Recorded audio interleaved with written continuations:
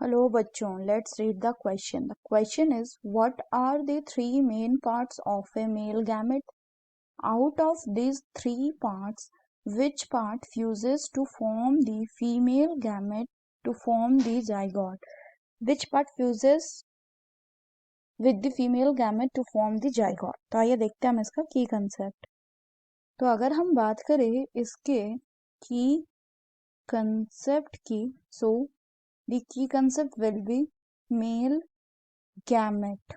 तो अगर हम मेल गैमेट की बात करें बच्चों, तो मेल गैमेट को हम क्या कहते हैं? इसको स्पर्म भी कहा जाता है, जिसको प्रोड्यूस कौन करता है? Which is produced by the testis. अगर हम स्पर्म के बच्चों डायग्राम की बात करें, तो हमारा जो स्पर्म होता है इसमें मेनली तीन पार्ट होते हैं।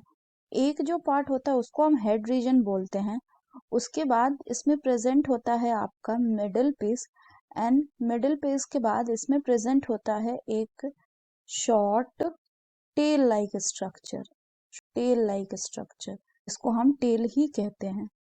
तो ये क्या हो गया? ये आपका एक स्पर्म हो गया, जहां पे ये वाला पोर्शन क्या है?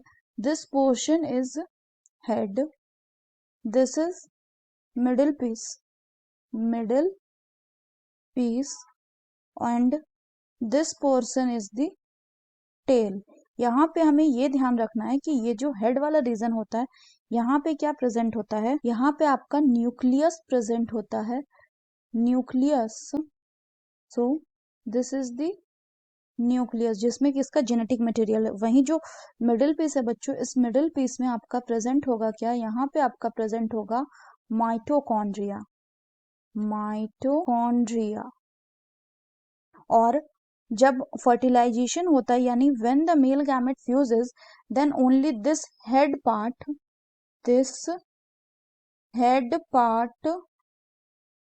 will fuse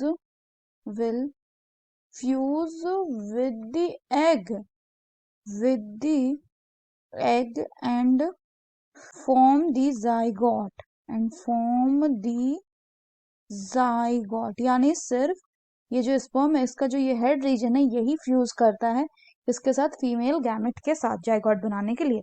so that's all for the question बच्चों। Hope you understood it well. Best of luck.